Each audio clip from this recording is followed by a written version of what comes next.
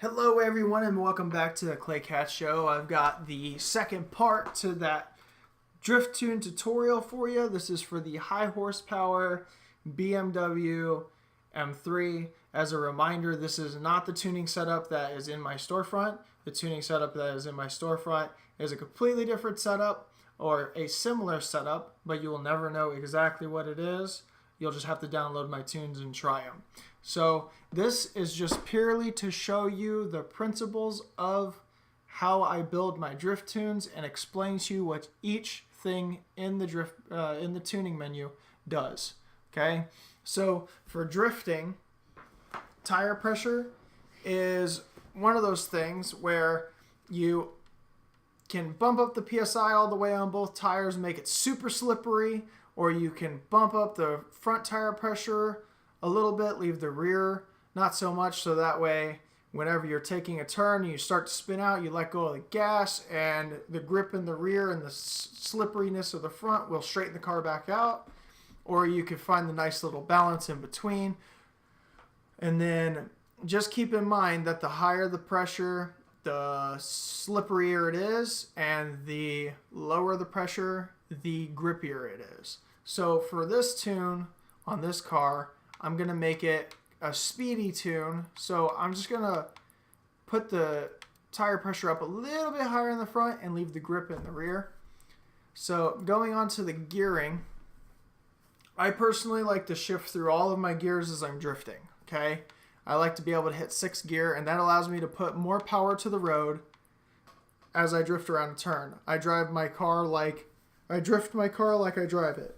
If I downshift going around a turn and then upshift as I'm coming out of it, I'm going to do the same thing while I'm drifting. And I'll show you later on in the video what I mean by that. But all I'm going to do is adjust the final gear ratio, final drive ratio up a little bit, and just to show you what it is. There are some cars that I have a tune for, like my automatic drift car, where there's only one gear that you can drive in, and that's first. And whenever you take off in it, it just stays in that one gear, and it gets up to like 90 miles an hour. So that's it for the gearing aspect of it. This is just where your gears shift at as you're drifting. So if you notice that one gear is just not quite long enough for you to make it around a turn, but you want it just a little bit longer, all you got to do is adjust it out just a little bit. And you can do that through looking at the tuning menu down here. So this is at 289. If I bring it up, or if I bring it down, it makes that gear longer, okay? If I bring it back up, it makes the gear shorter. And that's for each one of these. And that's how it works. It allows you to adjust each individual gear, and then the final drive, which is all the gears together. I can make them as short or as wide as I want. So I'm going to keep it at 440 as a gear. Alright, so camber and toe. This is one of those things where I'm going to have to show you what it does. And I'm going to show you by bringing it all the way to 0, showing you what the tires look like, and then bringing it all the way over negative or all the way over positive. Okay? So it's at 0.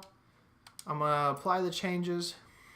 If you look at the wheel, if you look at my wheels, they are straight up and down. Okay? Here, let me pull off the curb. They are straight up and down. Those wheels are almost completely vertical.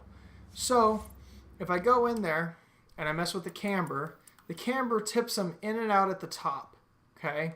So if you go with negative camber on the alignment, so I'm going to over-exaggerate. I'm going to bring it all the way negative. Okay? On both. And I apply that. What it's going to do is it's going to tip them wheels in really hard. You see how they're leaning inward? That's what that does. Okay? So now I'm going to go on to, I'm going to adjust that back, and I'm going to show you what toe does. Okay? So bring that all the way back to 0. Then we're going to go to toe. So essentially with this alignment section, it allows you to control the way that your car will drift. Okay, so I'm going to go in here. DJ, I'm doing a video, so please do not talk. If you do toe all the way in, what it does, all the way in, what it does is it leans your wheels in and out. It looks like my wheel is turned even though my wheel is not turned. See, now my wheel's turned. Okay, so that's what toe does. Even the back wheels has this. And what that does is it really makes your car unstable as far as driving a straight line. You can't really drive a straight line. It just makes you want to slide back and forth. Okay, so as you're driving and you have your camber all the way wherever you want it at, all the way out or all the way in, what it does is it makes your platform more stable as you're drifting around the turn, and allows you to keep control and maintain control. Now the toe, what it does is it makes you more or less slippery as you're going around the turn. So what I'm going to do, because I'm once again experimenting with this tune, so I'm going to bring this down to I'm going to put this at a front toe out of 2, and I'm going to bring this rear toe at 1. Okay, and then I'm going to bring my front camber, I'm going to stance it out a little bit. I'm going to put it at 2, or -2, excuse me, on both of those. All right, so caster, front angle caster. This one's kind of a hard one to explain, but think about the front forks on a bicycle, okay? If you're sitting on that bicycle and you turn the steering, you turn the handlebars, and you let go of it, it returns back to normal. Well, the degree in which the angle of those forks are facing from top to bottom, the more angled out it is, the faster it returns to normal. So think of that the same way as your car. So your front wheels, the higher the angle, the faster those wheels return back to normal. The lower that angle, the slower they do. So whenever I'm drifting, I like to keep mine a little bit slower. And the reason being is you can hold angle a lot better with a slower return rate on that wheel once you let go of it. So if I let my thumbstick go straight as I'm halfway through a drift, my wheels will take a lot longer to straighten out than if I put it at a higher angle. Okay, so I'm going to apply this, and we're going to try it out, and then I'm going to go into the rest of the tuning, just so you can see the difference.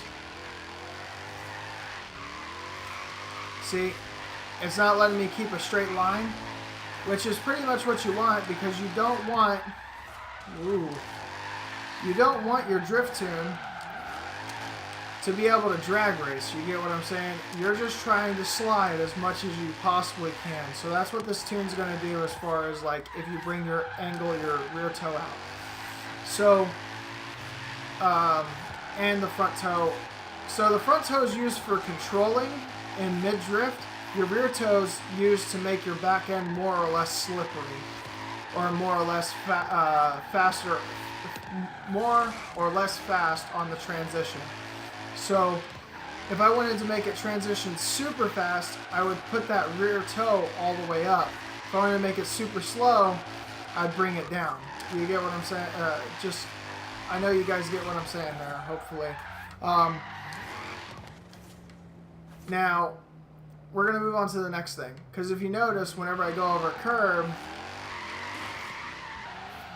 my suspension's really loose, so the curb doesn't really affect me.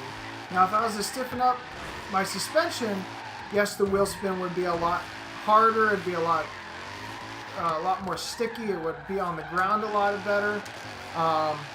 You wouldn't have as much body roll.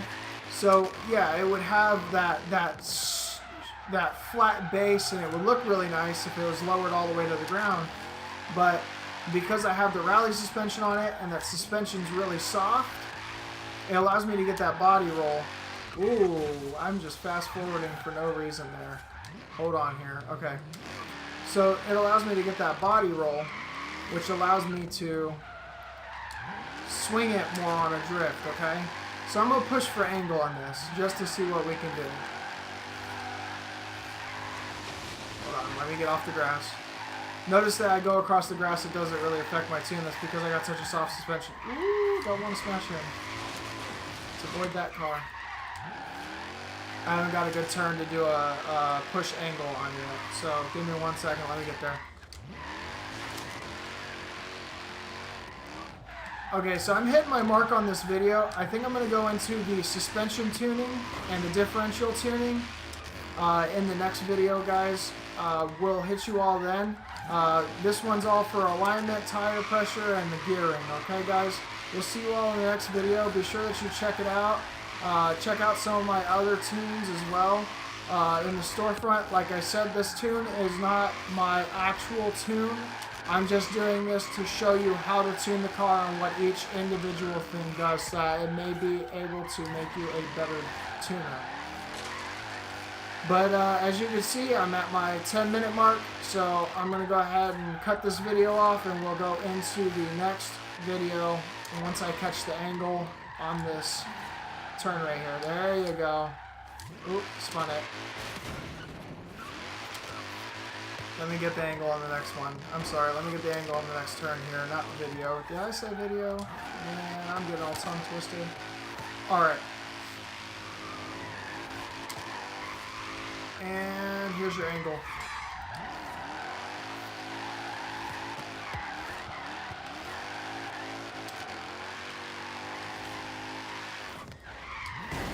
Ooh, that's hard pylons there.